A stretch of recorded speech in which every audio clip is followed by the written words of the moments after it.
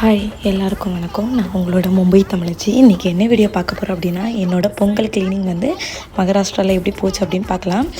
மொத்தமாக வந்து மசாலா ஜாமத்துக்குள்ள டப்பா எல்லாமே ஒரு டைம்லேயே வந்து டிஷ் வாஷரில் எல்லாத்தையுமே வச்சுட்டேன். இதில் வந்து என்னென்னா ஹீட் வாட்டர் எதுவுமே யூஸ் பண்ணாத மாதிரி என்ன பண்ணேன்னா நார்மல் வாஷ் மட்டும் பண்ணுற மாதிரி பண்ணியிருந்தேன். ஏன்னா இந்த பாக்ஸ் எல்லாமே இப்போ வாங்கினது தான். அதே மாதிரி அதில் உள்ள திங்ஸ் எல்லாத்தையுமே ஒரு நியூஸ் பேப்பரில் பொறிஞ்சு ஈஸியாக வச்சுட்டேன்.